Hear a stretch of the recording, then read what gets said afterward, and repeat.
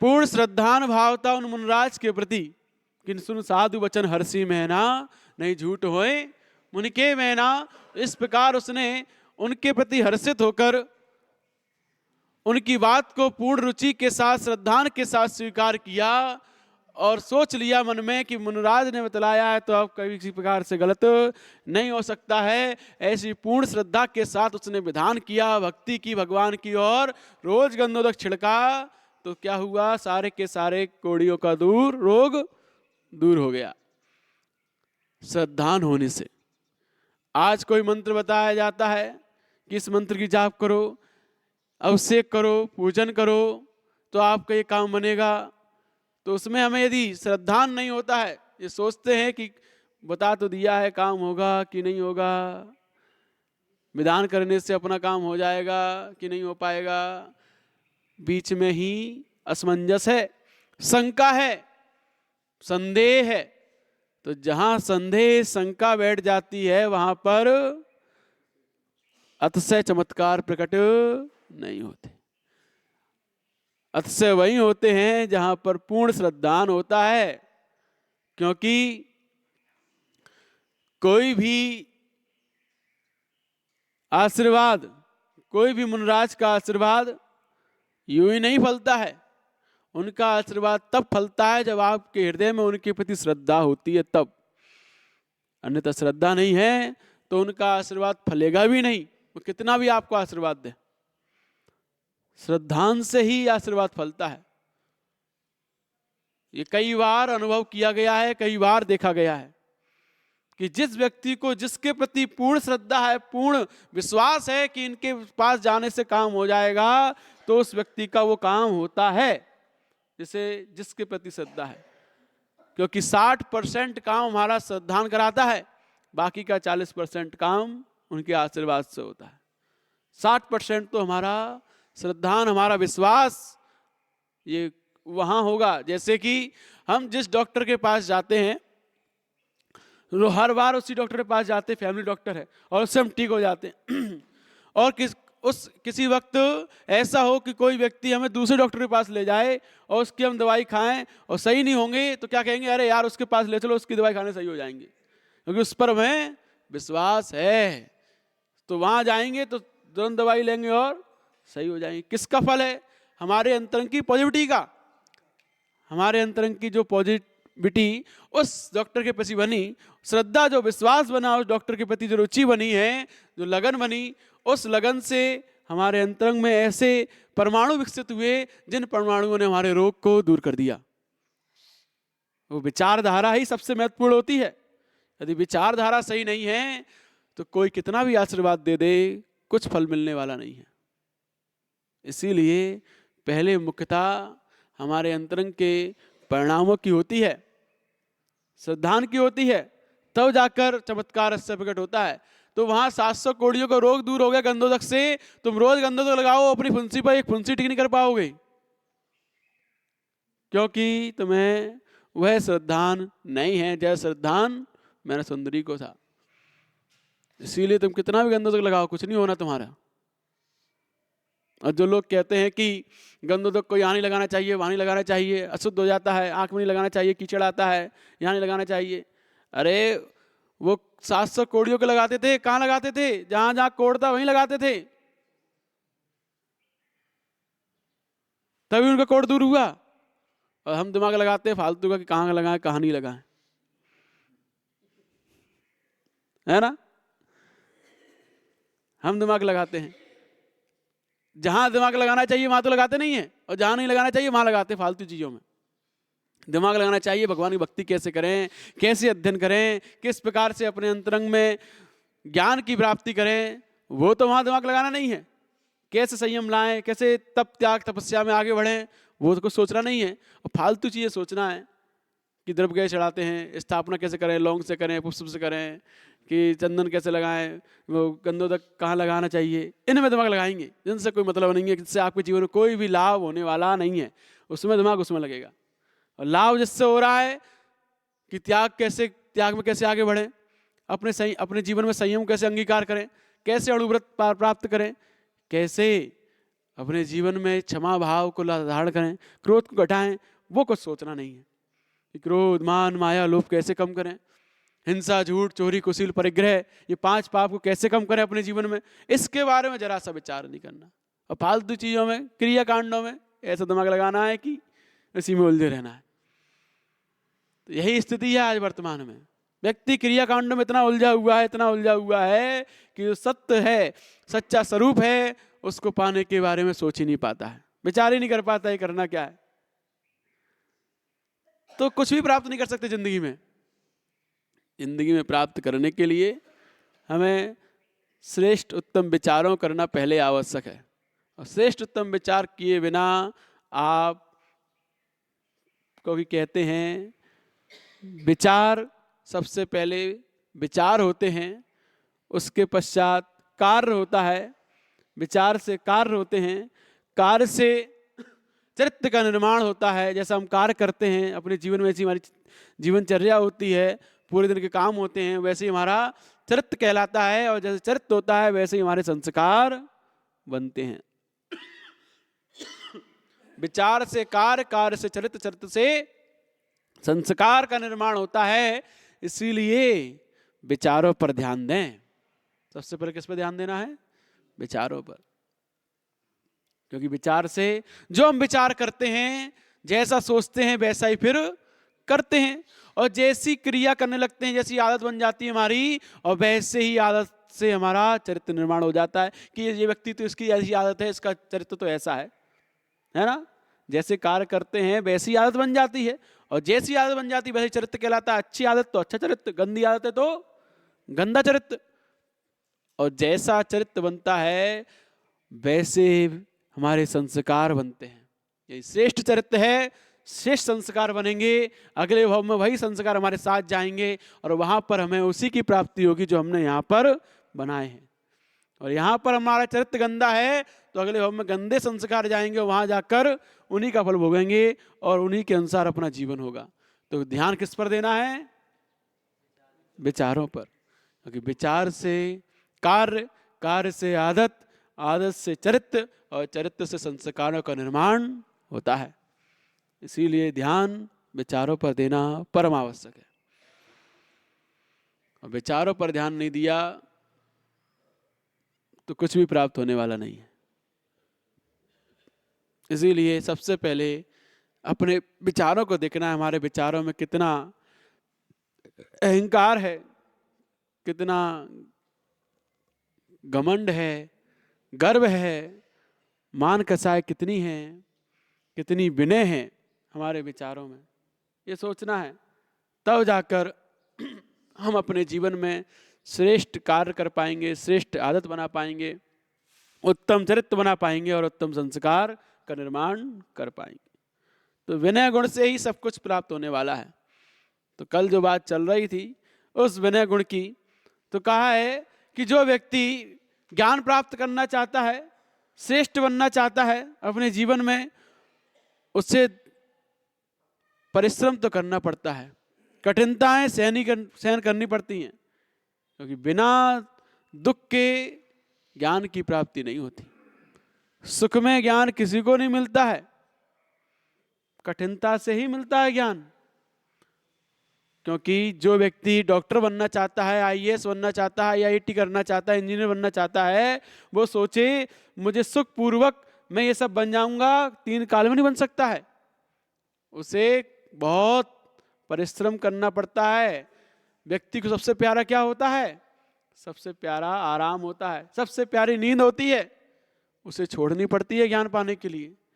12-12 घंटे, 16-16 घंटे पढ़ना पड़ता है तब जाकर वह इंजीनियर, डॉक्टर, आईएएस बन पाता है। ऐसे ही नहीं बन जाता है। कोई भी लक्ष्य को प्राप्त करने के लिए दुख सहन करना ही पड़ता है। बिना दुख सहन किए कोई लक्ष्य की प्राप्ति, उपलब्धि नहीं होती है। इसीलिए दुख, यत्न, प्रयास, परिश्रम, कड़ी मेहनत और अभ्यास से विद्या की सिद्धि होती है। इन सब से, इन सब में व्यक्ति को दुखी लगता है। बार बार प्रयास करने में, परिश्रम करने में, कड़ी मेहनत करने में, अभ्यास करने में, ये सब दुख के कारण हैं। क्यों क्यों दुख लगता है? कि हमारे अंदर ऐसे अनादिकाल के ऐसे खोटे संस्कार बैठे हुए हैं भोगों के, इंद्रिय विषयों के, कि उनमें तो हमारा रुचि जाती है, लेकिन उनसे हटकर अन्य कार्य करने में हमारी रुचि नहीं जाती है। वहाँ हमें कष्ट होता है, दुख महसूस होता है। और वो ज्ञान के कार्य हैं, क्योंकि हमारे निरंतर अज्ञान भरा हुआ है, अज्ञान कार्य करने में हमारी रुचि भरी हुई है, लेकिन ज्ञान कार्य करने में रुचि नहीं है, इसीलिए कष्ट महसूस होता है। आपसे कहा जाए आपसे करना है, पूजन करनी है, कष्ट महसूस होता है। आपसे कहा जाए शादी पार्टी विवाह में चलना है, तुरंत बन के ठंड के तैयार है, उसमें कोई कष्ट महसूस नहीं होगा। चाहे वो 10 किलोमीटर दूर क्यों ना जाना हो और मंदिर 1 किलोमीटर दूर है, तो 1 किलोमीटर बहुत दूर है, मंदिर नहीं जा पाएंगे, और 10 किलोमीटर दूर पार्टी में तो बात तैयार है, वहां चले जाएंगे। तो ऐसे संस्कार पड़े हमारे अंदर खोटे अनादिकाल से, कि खोटे कार्यों में हम तैयार हैं, क्योंकि वो रुचि हमारी पहले की पूर्व की बनी हुई है, और ज्ञान के प्रति रुचि, उत्तम कार्यों के प्रति रुचि हमारी है ही नहीं।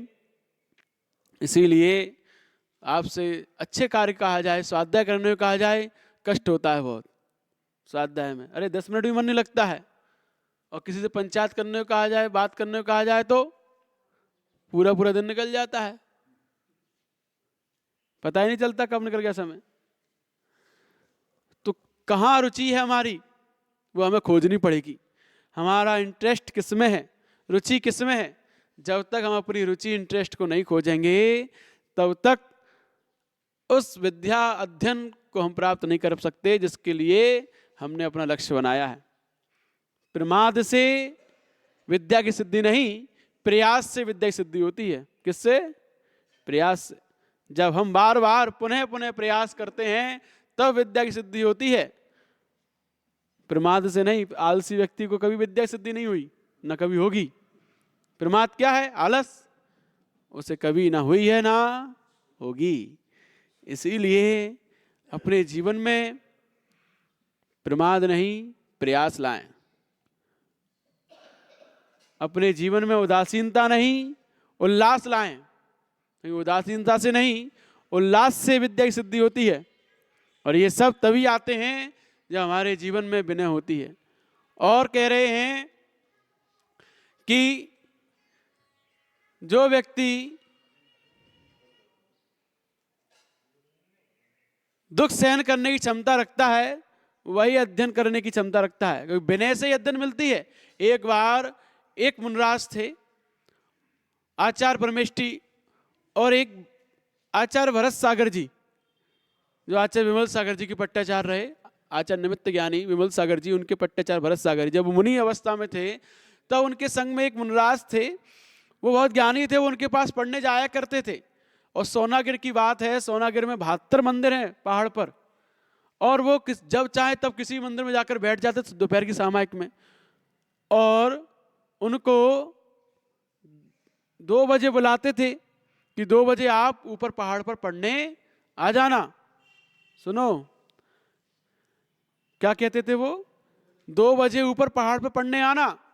अब 2 बजे पहाड़ पढ़ने जाते थे, और जब वो पहुंचते थे तो कभी इस मंदिर में देख रहे हैं, कभी उसमें देख रहे हैं, कभी उसमें देख रहे हैं, कभी उसमें देख रहे हैं। वो सारे मंदिर देखते हुए जब पहुंचते थे, और वहां पहुंचकर जब वो जिस मंदिर में दिख जाते थे उस मंदिर में जाकर वो बैठकर अध्ययन करते थे। तो एक दिन उन्होंने कहा, गुरुजी आप पहले बता दिया करो कि कौन से मंदिर में बैठोगे, हम वहीं आ जाया करें, जिससे कि हम जल्दी से पढ़ लिया करें, हमारा टाइम खराब नहीं हो करे। तो उन्होंने कहा, बेटा ये ज्ञान, ये विद्या, ये आगम का ज्ञान इतना सरल नहीं है जो बिना मेहनत के मिल जाए। तुम्हें कुछ पाना है, मेहनत करनी पड़ेगी, ढूंढना पड़ेगा, खोज करनी पड़ेगी तुम्हें गुरु की, तब ज्ञान मिलेगा। बिना खोज करे नहीं मिलेगा। तुम सोचो कि तुम बता दे कहाँ बैठे हो, तुम वहीं आ जाओ, बिल्कुल नहीं। तुम ढूंढो। तुम ये ढूंढना तुम्हारी लगन दिखाती है, तुम्हारे अंदर में रुचि दिखाती है कि तुम्हारे अंदर ज्ञान के प्रति, उसे पाने के प्रति कितनी रुचि है, कितनी लगन है, जो तुम हमें ढूंढते ढूंढते आओगे। जिस दिन ये लगन समाप्त हो जाएगी उस दिन तुम ज्ञान प्राप्त नहीं कर पाओगे। ये तुम्हारी विनय बताती है कि तुम्हें ज्ञान के प्रति कितनी विनय है, कि तुम उसको पाने के लिए कितना कष्ट सहन कर रहे हो, हर मंदिर में ढूंढ के आ रहे हो, फिर यहाँ आ पा रहे हो, पहुँच पा रहे हो। तो उस विनय से तुम्हारे अंदर ज्ञान की सिद्धि होगी। बिना पढ़े ही तुम्हारे अंदर ज्ञान की वृद्धि होगी। और विनय नहीं है, कष्ट सहन करने की क्षमता नहीं है, तो कभी भी तुम्हारे अंदर ज्ञान की उपलब्धि नहीं हो सकती। गर्मी में तपन सहन करनी पड़ेगी, सर्दी में शीत हवा, और बरसात में भीगने पर, इन सब कार्य करने पर विद्या की सिद्धि होती है। सोचो, गर्मी में गर्मी लग रही है, हम पे नहीं पढ़ा जाएगा। सर्दी में ठंड लगती है, बरसात में अरे हम नहीं आ पाते, पानी बरसता है। सब कुछ करना पड़ता है, तब जाकर विद्या की प्राप्ति होती है। तो ये सब हमारे जीवन में ज्ञान के प्रति विनय दर्शाती है। यदि ज्ञान के प्रति विनय है तो गर्मी में तपन, शीत में हवा और बारिश में भीगना सब स्वीकार होगा। और यदि ज्ञान के प्रति विनय नहीं है, गुरु के प्रति विनय नहीं है, तो कुछ भी स्वीकार नहीं होगा। इसीलिए यत्नेन अर्जितम विद्या, यत्न से विद्या अर्जित होती है। बिना यत्न किए, बिना प्रयास किए विद्या अर्जित नहीं होती। विद्या अर्जित करने के लिए मोह तोड़ना पड़ता है, छोड़ना पड़ता है मोह, फैसिलिटी छोड़नी पड़ती है। जितनी ज़्यादा फैसिलिटी में हम रहना चाहेंगे और सोचें अध्ययन कर लें, इम्पॉसिबल, असंभव। सुविधाओं में विद्या की सिद्धि नहीं, दुविधाएं मिलने पर फिर भी हम विद्या अध्ययन में लगे रहें, वहां विद्या की सिद्धि होती है। क्योंकि दुर्लभता और उस ज्ञान का महत्वता ही उस विद्या की सिद्धि करा पाता है, विनय के प्रति अग्रसर कर पाता है। यदि हमें ये पता हो कि ये ज्ञान कितना दुर्लभ है, ये ज्ञान कितना महत्वशाली है, जब हमें उसकी दुर्लभता और उसकी महत्वता समझ में आएगी, तभी उसके प्रति विनय भाव जागेगा। और जब तक उसकी दुर्लभता, उसकी महत्वता हमें पता ही नहीं है कि चिन्वाणी की क्या दुर्लभता है, हर किसी को प्राप्त नहीं होती है, इसकी क्या महत्वता है, इसको पा जाने के बाद हमारे जीवन में कोई दुख बचता ही नहीं है। आपने मुनरायों को देखा है, कितने भी जीवन में कठिन परिस्थितियां हैं, कैसा भी उनका जीवन में परेशानियां हैं, सदैव मुस्कुराते हैं, कभी दुखी नहीं होते। क्यों? क्या कारण है? यही कारण है कि उनके पास वो ज्ञान है। जिस ज्ञान से चाहे एक अंतराय हो, दो अंतराय हो, कुछ भी हो, लेकिन सदैव समता और मुस्कुराहट बनी रहती चेहरे पर। क्या कारण है? ज्ञान। तो इस ज्ञान की जब महत्वता हमें समझ में आती है कि कितना महत्वशाली ये ज्ञान है, कि जिस ज्ञान के होने पर कोई भी दुख प्रतीत नहीं होता है, वो दुख भी सुख दिखाई देता है, महोत्सव दिखाई देता है, कर्म निजरा का कारण दिखाई देता है, हेतु दिखाई देता है। तो वहाँ कोई परेशानी भी जीवन में भटकने नहीं आती। तो इसीलिए ज्ञान की महत्वता का ज्ञान होगा, तभी उसके प्रति विनय होगी और उस विनय से विद्या की सिद्धि होगी। अन्यथा जीवन में कोई भी बिना विनय के कुछ भी प्राप्त नहीं कर पाया है। एक बार एक व्यक्ति, उसके पास एक ऐसी विद्या थी कि वह गायब हो जाया करता था, और गायब होकर कुछ भी करने को सक्षम था। वो विद्या थी उसके पास। तो वो राजा श्रेणिक के बाग में से रोज गायब होकर आम तोड़कर ले जाता था, आम तोड़कर चुराकर भाग जाता था राजा श्रेणिक के बाग में से। तो माली रोज परेशान होते थे कि आम कौन चुरा ले जाता है, आम कौन चुरा ले जाता है, रोज परेशान होते थे। तो एक दिन वह पकड़ा गया चोर किसी कारण से, और उसको पकड़कर ले जाकर राजा श्रेणिक के सामने रख दिया कि ये अपने बाग से रोज आम चुरा कर ले जाता है। तो राजा ने पूछा कि ये बताओ तुम आम चुराते कैसे हो और चुराते हुए पकड़े नहीं जाते हो, क्या कारण है? वो कहता है मेरे पास एक विद्या है, जिस विद्या के माध्यम से मैं अपने आप को गायब कर लेता हूँ और गायब करके फिर काम करता हूँ। तो वो राजा श्रेणिक ने कहा अच्छा, तो वो विद्या मुझे सिखाओ तो तुम्हें दंड नहीं मिलेगा, अन्यथा तुम्हें अभी फांसी से मिलेगी चोरी करने के जुर्म में, और तुमने वो विद्या मुझे सिखाई तो तुम्हें कोई दंड नहीं मिलेगा। वो कहा ठीक है, मैं तैयार हूं आपको विद्या सिखाने के लिए। तो राजा श्रेणिक को विद्या सिखाता है। राजा श्रेणिक से विद्या सीखते हैं और वो प्रयास बहुत करता है विद्या सिखाने का, पूरा जिस प्रकार से वो काम करता है उसी प्रकार से उन्हें बताता है, ऐसा ऐसा करना है, सब कुछ बता देता है, वो सब कुछ वैसा ही करते हैं, लेकिन विद्या सिद्ध नहीं होती है। 2-3 दिन हो जाते हैं, विद्या सिद्ध नहीं होती है, परेशान। तब उनका पुत्र अभय कुमार आता है, जो बहुत बुद्धिमान है, श्रेष्ठ है, विनयवान है। वो कहता है हे पिताजी, आपको अभी इतनी अकल नहीं है कि आप जिससे विद्या ले रहे हो वो कहाँ बैठा है? वो नीचे बैठा है, आप सिंहासन में बैठे हो। आपके अंदर अभी उस विद्या के प्रति विनय भाव नहीं है, इसीलिए विद्या सिद्ध नहीं हो रही है। जब तक आप नीचे नहीं बैठोगे, ये ऊपर नहीं बैठेगा, तो विद्या सिद्ध नहीं होगी। और फिर उन्होंने वैसा ही किया, जिससे ज्ञान ले रहे हैं, जिससे विद्या ले रहे हैं, उसको ऊपर बिठाया और खुद नीचे बैठे, और एक बार में विद्या सीखी और उसी दिन सिद्ध हो गई। तो विनय से विद्या सिद्ध होती है, ना कि अहंकार से, है ना।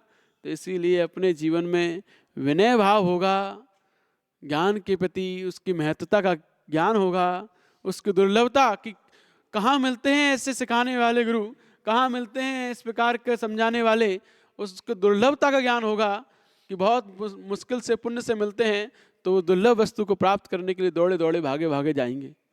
जब तक हमें दुर्लभता ज्ञान नहीं है, तभी तो जिनवाणी कोई महत्वता नहीं है हमारे जीवन में। ये दुर्लभता ज्ञान होता तो यहाँ इतने लोग ना होते, है ना। दुर्लभता का ज्ञान होना बहुत आवश्यक है। इसलिए कहने का मतलब, विनय से ही सारी उपलब्धियां हमें प्राप्त हुआ करती हैं।